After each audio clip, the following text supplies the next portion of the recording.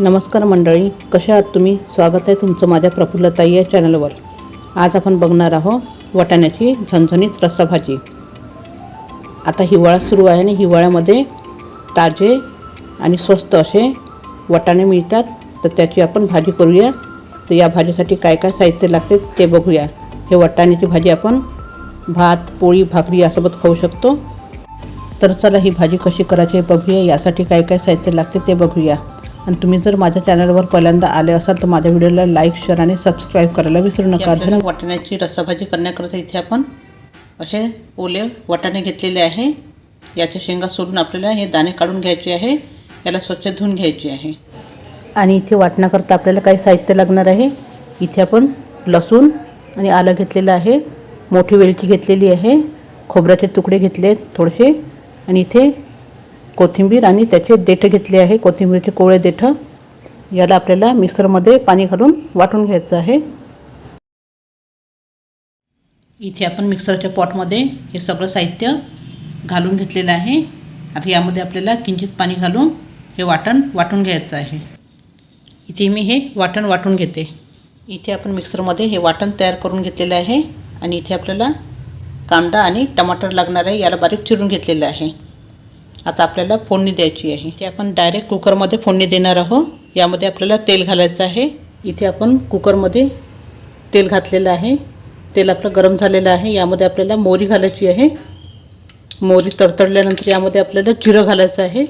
इथे जिरं घातलेलं आहे. इथे आपलं जिरं आणि मोहरी छान तडतडलेलं आहे. आता यामध्ये आपल्याला हे वाटण घालून घ्यायचं आहे. हे वाटण आपल्याला याचा कच्चेपणा दूर होईपर्यंत याला थोडा वेळ होऊ द्यायचं आहे. आता इथे आपल्याला यामध्ये कांदा घालायचा आहे. इथे मी 2 मिनटं वाटण छान भाजून घेतलेलं आहे, छान तळून घेतलं आहे. यामध्ये कांदा घालून घ्यायचा.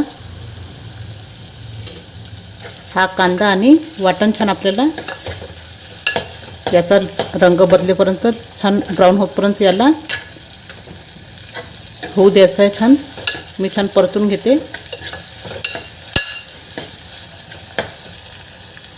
इथे थोडा वेळ याला ब्राऊन रंग येतपर्यंत आपण छान परतवून घेऊ या मसाल्याला. इथे आपला कांदा आणि वाटण छान लालसर होईपर्यंत आपण याला परतून घेतलेलं आहे.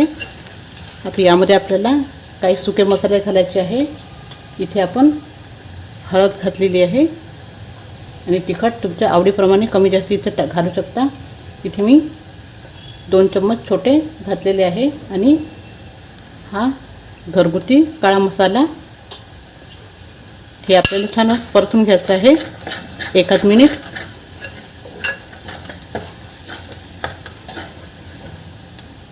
आणि यामध्ये आपल्याला बारीक चिरून घेतलेले टमाटर घालायचे आहे.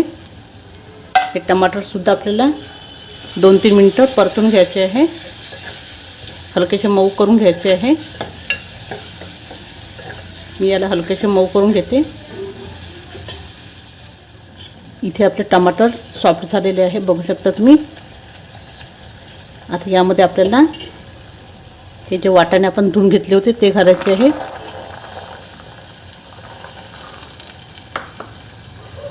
याला 1-2 मिनिट छान परतून घ्यायचे आहे. यामध्ये आपल्याला चवीपुरतं मीठ घालायचं आहे. इथे मी हे चवीपुरतं मीठ घातलेलं आहे.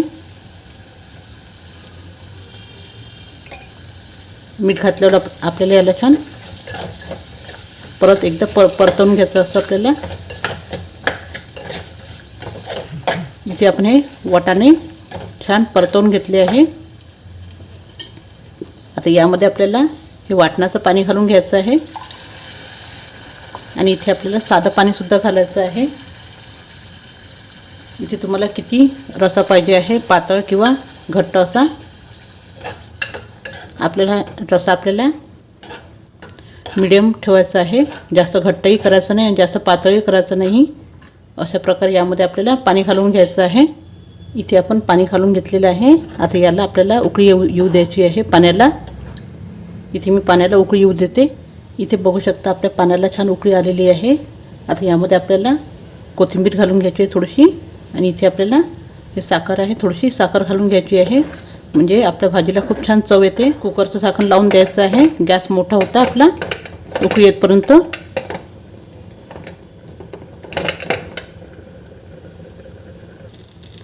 इथे आपण कुकरचं झाकण लावलेलं आहे. आता याला आपल्याला 2 ते 3 शिट्ट्या देऊन द्यायच्या आहे. इथे बघू शकता आपली भाजी तयार झालेली आहे. आता याला आपण सर्व करूया. सर्व करून घेतलेली आहे भाजी अशी छान झणझणीत भातासोबत. आणि इथे आपण कोशिंबीर केलेली आहे गाजर मुळ्याची. याची रेसिपी मी टाकलेली आहे आपल्या चॅनलवर, तिथून तुम्ही बघू शकता. अशी ही झणझणीत वाटाण्याची रस्सा भाजी तयार झालेली आहे. ही भाजी तुम्ही भाकरी पोळी किंवा अशा भातासोबतसुद्धा खाऊ शकता. खायला खूप चविष्ट वाटते. आणि तुम्हाला जर माझा हा व्हिडिओ आवडला असेल तर माझ्या व्हिडिओला लाईक आणि सबस्क्राईब करायला विसरू नका. तुम्ही माझा व्हिडिओ पूर्णपणे बघितल्याबद्दल तुमचे मनापासून धन्यवाद.